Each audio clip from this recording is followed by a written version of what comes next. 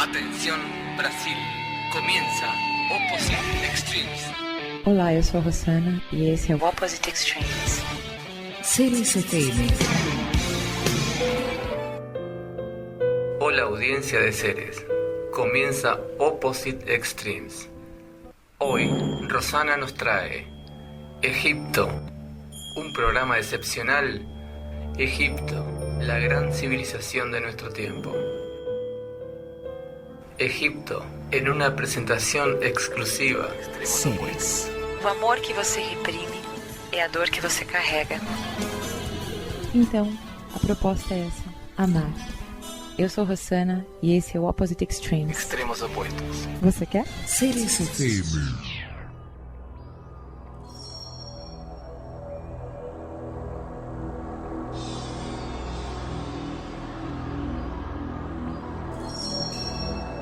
Capítulo 13.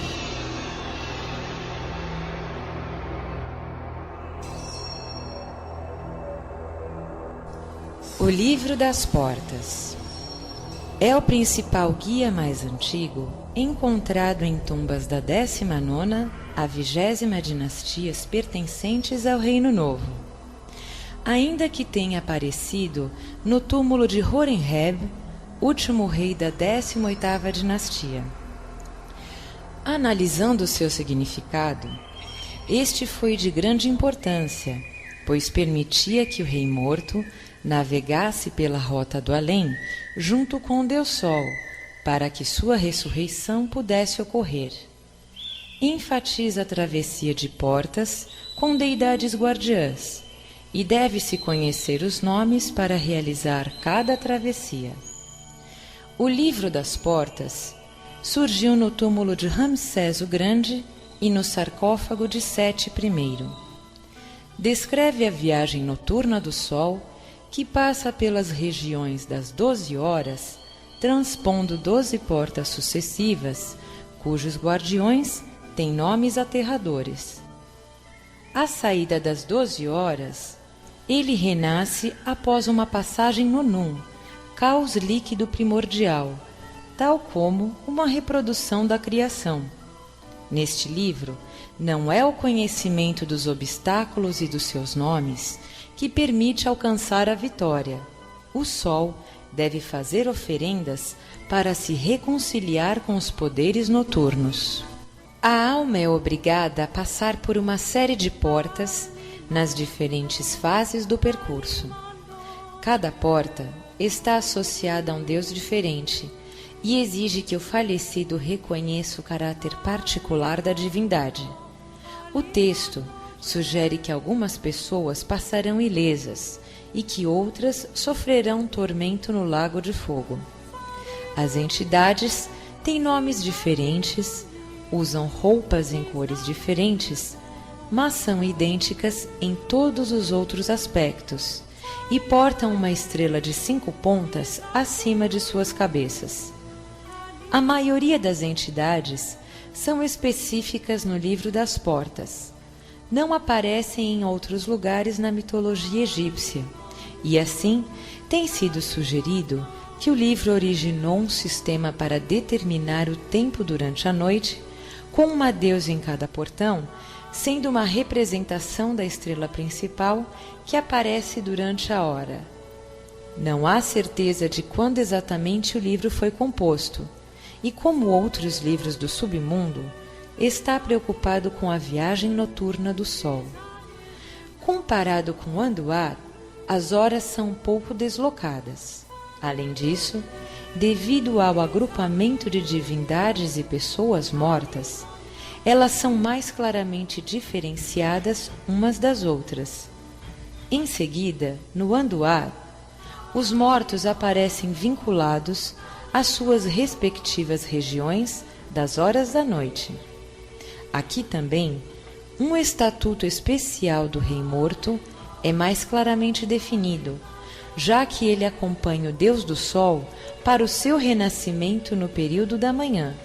Na verdade, a maioria das versões contém adições aos textos e representações que se referem diretamente ao rei. Anduá, o livro da Câmara Secreta. O mais antigo dos livros funerários reais é o Anduá. Anduá literalmente significa o que está em outro mundo. É um importante texto antigo funerário egípcio do Império Novo. Como muitos textos funerários, foi grafado no interior do túmulo para servir de referência ao falecido. Ao contrário de outros textos funerários, no entanto, era reservado apenas aos faraós ou favorecidos da nobreza. Ele conta a história de Ra, o deus do sol, viajando pelo submundo entre o momento que o sol se põe no oeste e sobe novamente ao leste. Entende-se que o faraó morto está em rumo a esta mesma viagem para, finalmente, se unificar com o Deus Sol e tornar-se imortal. O submundo é dividido em 12 horas da noite, cada uma representando vários aliados ou inimigos que virão de encontro ao faraó e ao Deus Sol. Os nomes de todas essas entidades que aparecem no Anduá totalizam centenas de deuses e monstros. Na verdade, um propósito primordial do livro é fornecer os nomes dessas criaturas para o espírito do faraó morto poder chamá-los em ajuda ou usar de chaves para derrotar os inimigos. A primeira versão completa do Anduá é encontrada na tumba de Tutmés III, no Vale dos Reis. O Livro dos Dois Caminhos. Dentro dos textos do sarcófago, a composição que nos referimos como o Livro dos Dois Caminhos é a mais abrangente. Normalmente, era colocado ao fundo de caixões examinados na região de Deir el-Bersha. Vários egiptólogos o dividiram em 4 ou 9 seções, que podem consistir em uma versão mais longa ou em uma versão curta.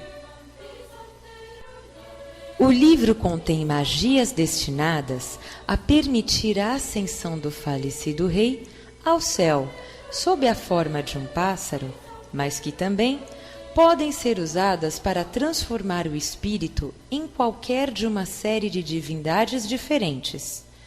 Outras magias também permitem que o falecido se reúna com seus entes queridos e com a família durante o pós-vida. Significativamente, pela primeira vez, encontramos nos textos dos sarcófagos magias para lidar com Apófis, uma serpente enorme que teve de ser combatida como inimigo do sol. Apófis poderia continuar a desempenhar um papel importante nos livros funerários no Reino Novo do Egito. Aparece um novo fator de que os mortos deverão ser submetidos ao julgamento com base em suas ações durante a vida. Aparecem conceitos de criação. Assim, encontramos o falecido retratado como um Deus primordial e criador da série de magias e referências a Deus Criador e a seus filhos, Shu e Tefnut, que receberam a responsabilidade pela criação. Uma das razões pela qual a composição conhecida como o Livro dos Dois Caminhos, talvez originalmente composta em Hermópolis, tem recebido tanta atenção é que pela primeira vez ele descreve uma cosmografia. Foi talvez originalmente intitulado Guia para os Caminhos de Roseta, e os antigos egípcios acreditavam que a composição foi descoberta sob os flancos de Tut.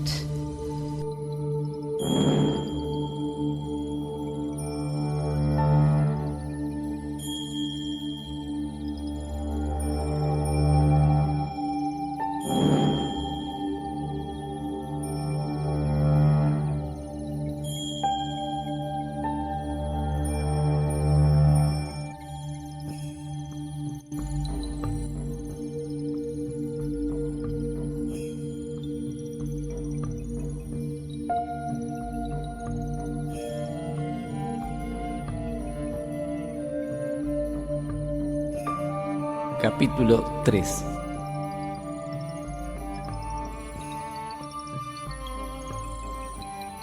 Roseta é um termo regularmente traduzido pelos egiptólogos como submundo, o que poderia induzir a erro de entendimento neste caso. Aqui, a viagem é feita através do céu. Leva o falecido a um caminho para o reino de Osíris, em uma rota com o Deus Sol. Em primeiro lugar, de leste a oeste, ao longo de uma via navegável, através do céu interior e, em seguida, de oeste a leste, por terra, através do céu exterior.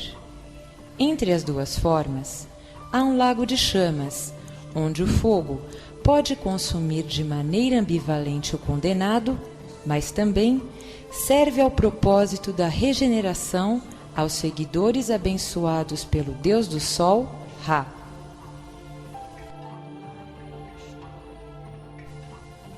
Embora não seja tão elaborado quanto o futuro livro dos mortos do Reino Novo, este visava dar conhecimentos necessários ao falecido para sua viagem na vida após a morte, evitando os muitos perigos em sua jornada.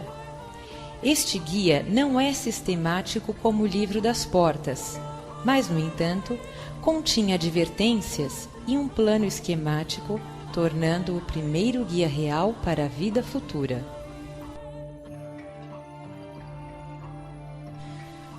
Ao contrário dos livros funerários posteriores, o Livro dos Dois Caminhos não começa com o pôr do sol, mas com o nascer do sol do leste. Assim, a jornada tem lugar no céu em vez do submundo. O falecido é confrontado com vários obstáculos, como os guardiões, ameaças às portas do futuro, que devem ser tratadas antes de sua entrada. Outros perigos incluem o corte do fogo, que é o círculo do fogo sobre o sol. Em outras ocasiões, a escuridão total, seguida por paredes de fogo que parecem continuamente obstruir o caminho do falecido. Na verdade, no meio desta composição, encontramos uma região conhecida como Roseta, que está no limite do céu. De acordo com a magia 1080, o corpo de Osíris reside nesta região, bloqueado na escuridão completa, mas esta região é cercada pelo fogo. Se a pessoa falecida for capaz de chegar e contemplar Osíris, ela jamais morrerá. O falecido deve se esforçar a chegar em certos locais, mas deve superar os perigos. Outro deles é o campo de oferendas, Retep, um paraíso de abundância, mas que novamente tem um caminho cheio de obstáculos. Até o final do livro, os caminhos pelos quais o falecido caminhará durante sua saga o confundirão do destino final. Directo desde São Paulo, Brasil, estamos presentando The Opposite Extremes. Extremos opuestos. Seres FM. O Livro das Cavernas. Este livro nos dá uma visão do mundo dos mortos como uma série de 6 poços ou cavernas sobre os quais o Deus do Sol passa. A maior parte do submundo é ilustrada, enquanto o texto elogia principalmente Osíris. Sublinha a destruição dos inimigos do Deus do Sol e as recompensas e punições da vida após a morte. O Rei Morto, a fim de completar sua jornada pelo submundo, deve conhecer os nomes secretos das serpentes e ser capaz de identificar as divindades do seu tutor. Sabemos apenas de uma versão quase completa no túmulo de Ramsés VI, embora apareça na parte superior de outros túmulos. O Livro das Cavernas parece ter se originado no período da 20ª dinastia. Este livro pontua o julgamento na pós-vida, enquanto ao mesmo tempo ressalta as recompensas dos que a bem o fazem ou não. É de fato uma das nossas melhores fontes sobre o antigo conceito egípcio de inferno.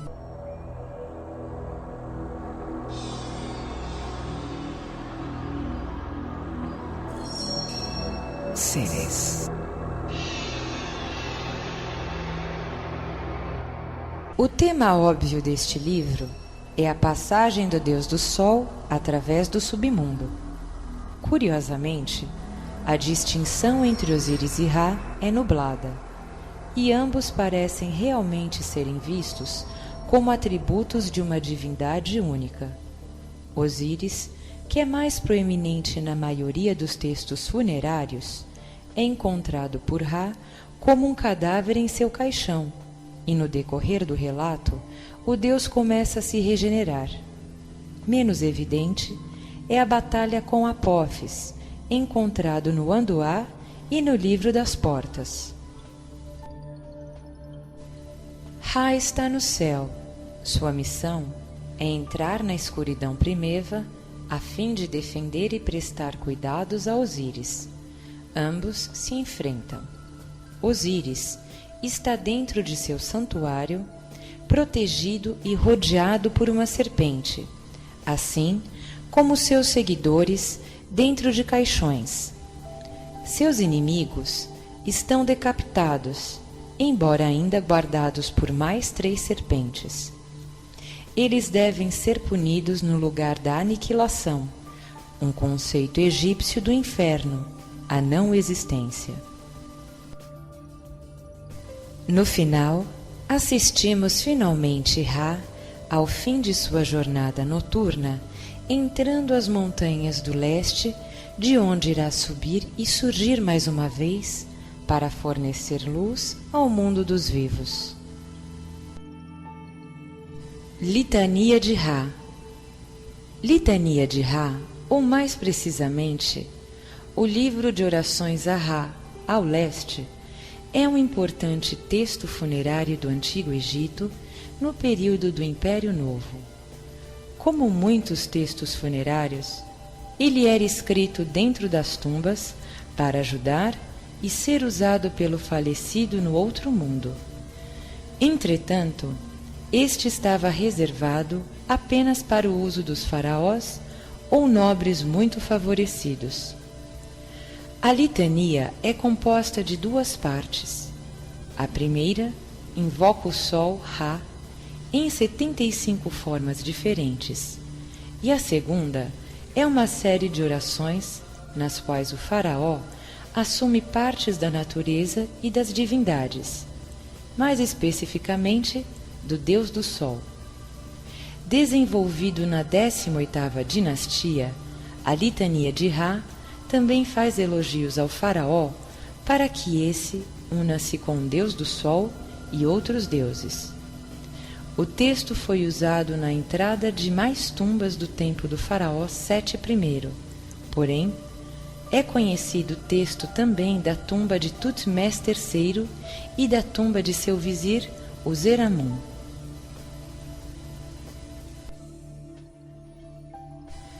Ciência e alquimia.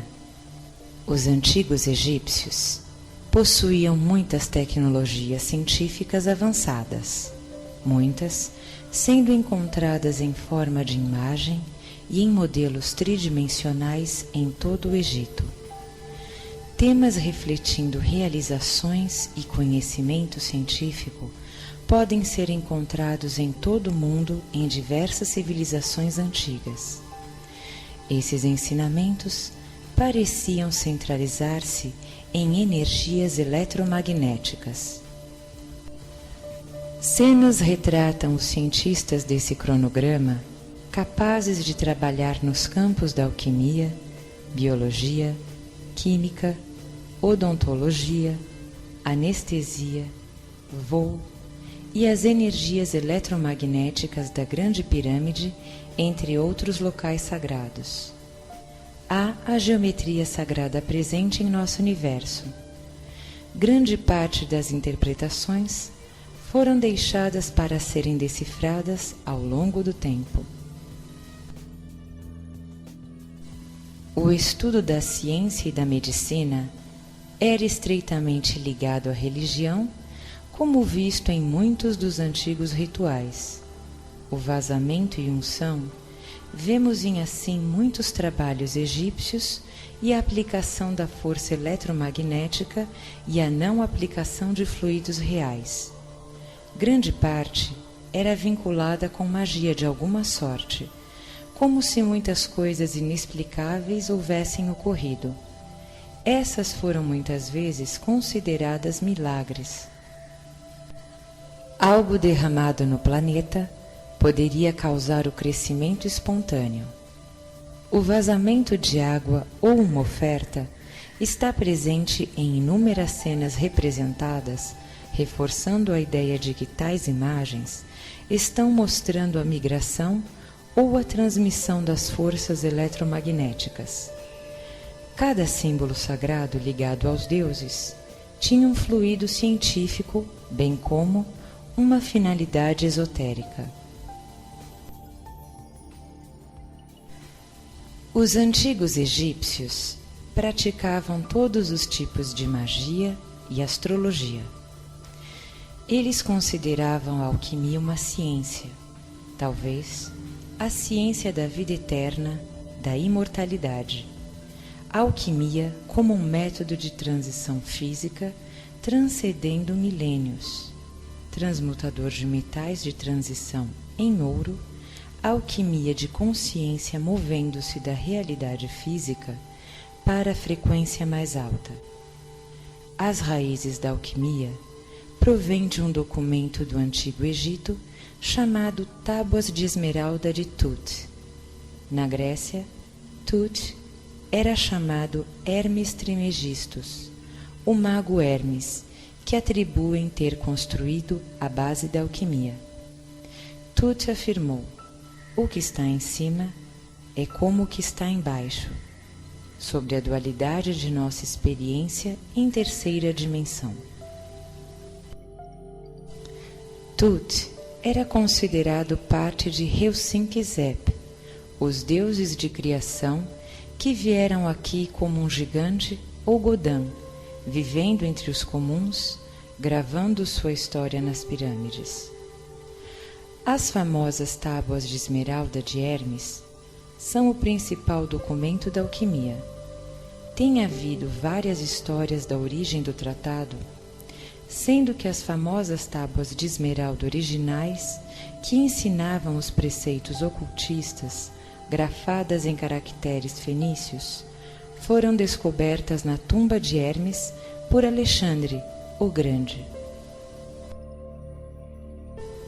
A alquimia no Antigo Egito se refere à magia, magos e sacerdotes.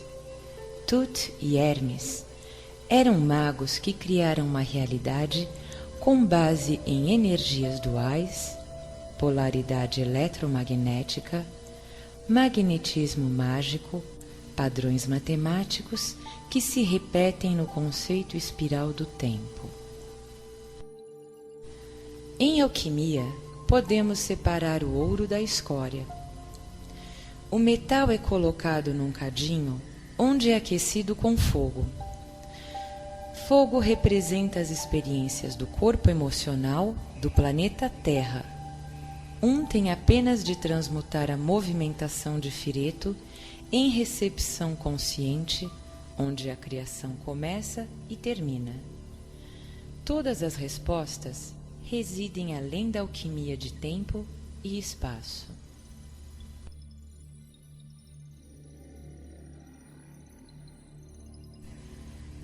Ankh.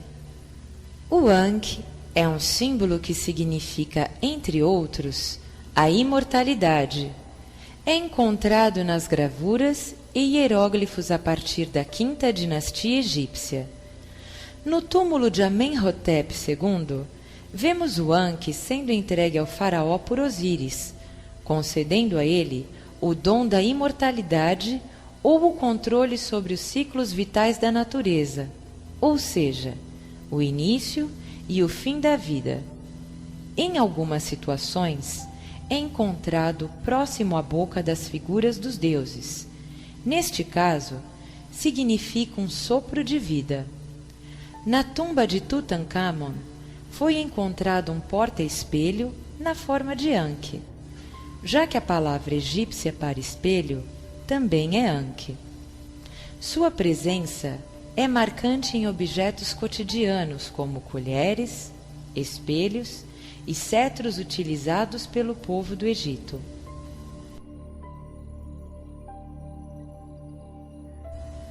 No Ocidente, o Anki é conhecido como cruz egípcia ou cruz ansata. Esta segunda denominação tem origem na palavra latina ansa, que significa asa. Além destas, o encontramos como chave do Nilo ou da vida, cruz da vida ou simplesmente cruz Anki. Porém, a maioria dos conceitos ocidentais não é correto, pois os egípcios da antiguidade desconheciam a fechadura. Portanto, não seria possível associá-lo a uma chave.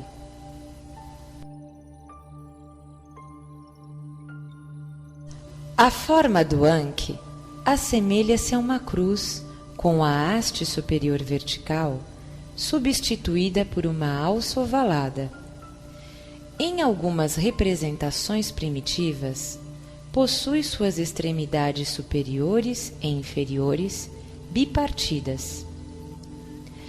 A alça oval que compõe o Anki sugere um cordão entrelaçado com as duas pontas opostas que significam os princípios feminino e masculino, fundamentais para a criação da vida. Em outras interpretações, representa a união entre as divindades Osíris e Ísis, que proporcionava a cheia periódica do Nilo, fundamental para a sobrevivência da civilização. Neste caso, o ciclo previsível e inalterável das águas era atribuído ao conceito de reencarnação, uma das principais características da crença egípcia.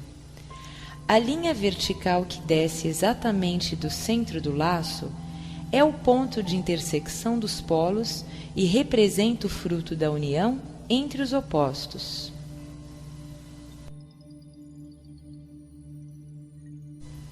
Apesar da sua origem egípcia, ao longo da história, Anki foi adotado por diversas culturas. Manteve sua popularidade mesmo após a cristianização do povo egípcio a partir do século III.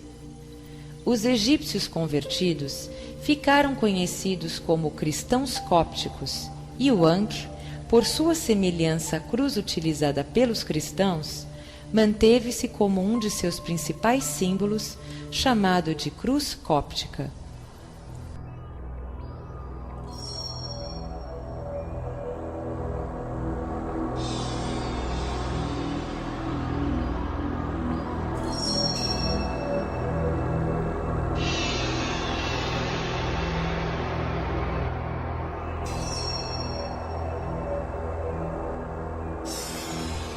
No final do século XIX, o Anki foi agregado pelos movimentos ocultistas que se propagavam, além de alguns grupos esotéricos e as tribos hippies do final da década de 60. É utilizado por bruxos contemporâneos em rituais que envolvem saúde, fertilidade e divinação, ou como um amuleto protetor de quem o carrega. O Anki também foi incluído na simbologia da Ordem Rosa Cruz, representando a união entre o reino do céu e o reino da terra. Em outras situações, está associado aos vampiros, em mais uma atribuição à longevidade e imortalidade. Ainda encontra-se como uma alusão ao nascente poente do sol, simbolizando novamente o ciclo vital da natureza. Ankh também significa a representação simbólica da vida física e da vida eterna. É conhecida como a cruz original, que é um símbolo poderoso que pode ter sido criado pelos africanos no Antigo Egito. Ankh significa vida na língua do antigo Kemet, terra dos negros, renomeada no Egito pelos gregos. É também um símbolo de poder de dar e sustentar a vida. O Ankh é tipicamente associado com coisas materiais, como água, ar, sol, bem como os deuses, que são frequentemente retratados carregando um Ankh.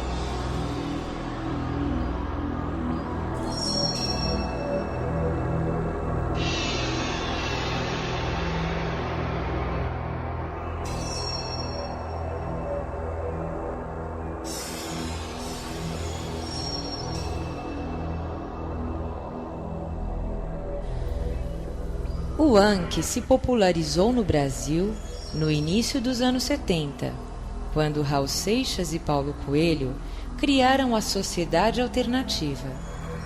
O selo desta sociedade possuía um Ankh adaptado com 2 degraus na haste inferior, simbolizando os degraus da iniciação, ou a chave que abre todas as portas.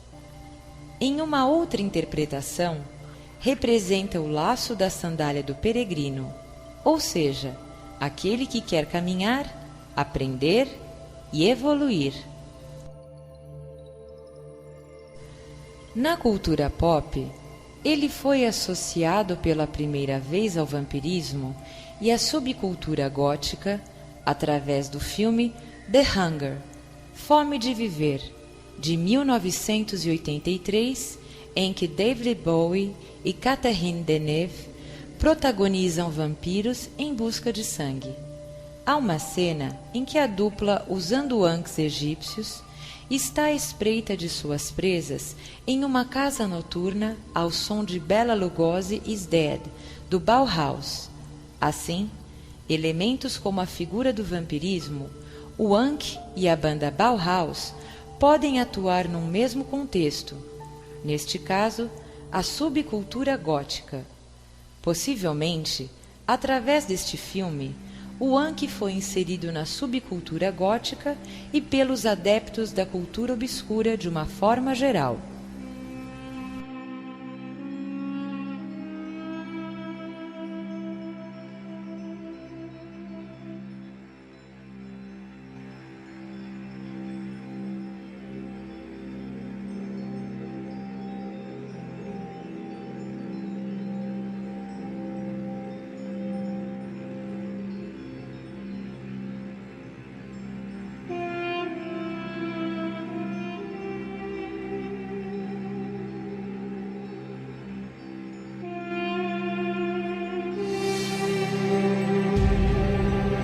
Seres.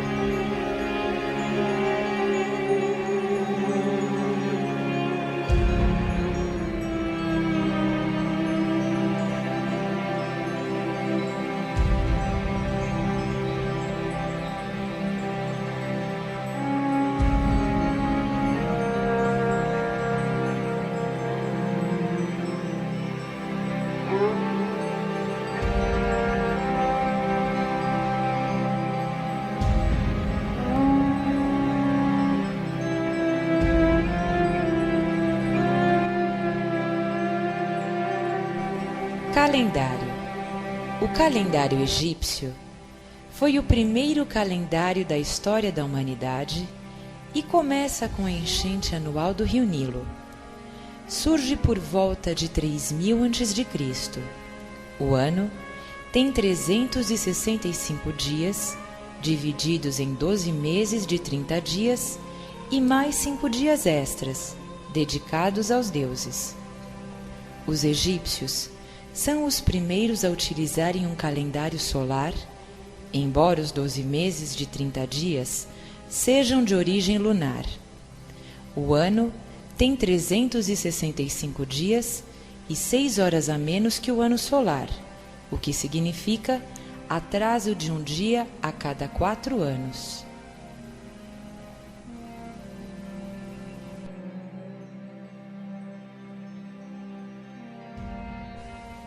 Havia 3 estações determinadas pelo fluxo do rio Nilo: cheias, Aket, semeio, Pert, colheita, Chemo. A relação entre as estações definidas pelo Nilo e as estações naturais era feita pelo nascer heliacal da estrela Sírius, conhecida pelos egípcios com o nome de Sótis. A primeira aparição da estrela no céu da manhã, depois da sua conjunção com o Sol, determinava o início da contagem da estação das cheias. O calendário egípcio foi reconhecido pelos astrônomos gregos e tornou-se o calendário de referência da astronomia por muito tempo. Copérnico usou-o para construir suas tábuas da Lua e planetas. Já no ano de 238 a.C., o rei Ptolomeu III tentou acrescentar um dia extra ao calendário, a cada 4 anos, como no ano bissexto atual. No entanto, sua proposta não teve eco. Somente em 26 a.C. e 23 a.C., a modificação foi realizada sob o Império Romano na mão de Augusto, que introduziu tal modificação ao calendário.